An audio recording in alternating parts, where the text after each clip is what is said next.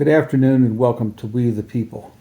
As we watch the financial markets continue to crash and nosedive, let's talk about a couple things.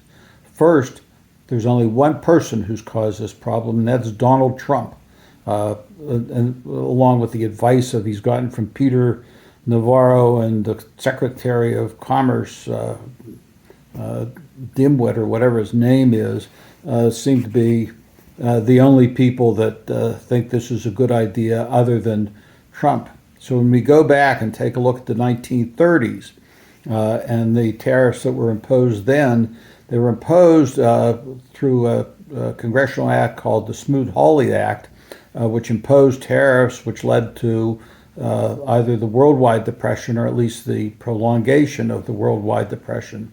So at least you could say there that, as misguided as it was done through the representatives of the people. Here we have one person doing it. This crash is Donald Trump's crash. So where does it lead us? Several of the significant problems being created are, first, financial. 62% of the people in the United States own stock. Some of them have to use it as collateral. Some of them have to use it to be able to sell the stock to get by on a day-to-day basis. They're being crushed. And they're being crushed because of Donald Trump. They're not being crushed because of Joe Biden. Second thing that's happened is we have lost the trust of the international community as well as a lot of the business community when they sit there and say one person can cause this damage without the advice and consent or approval of Congress that's supposed to control the budget. So that you can't trust that whatever decision he makes today, he might reverse again tomorrow. And that loss of trust is being reflected in a lot of ways, not just with our allies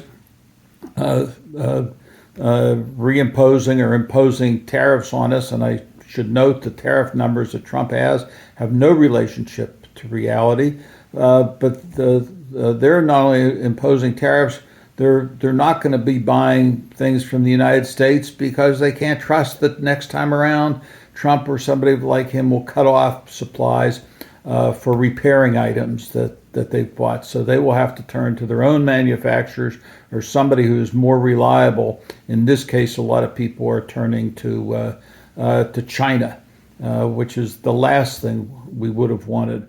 Finally, I think that this is setting the stage for him to declare martial law at some point because things are so bad and people will be protesting in the streets. And the question will be not just will the courts put a rein on Trump, but will the military refuse to comply with that order?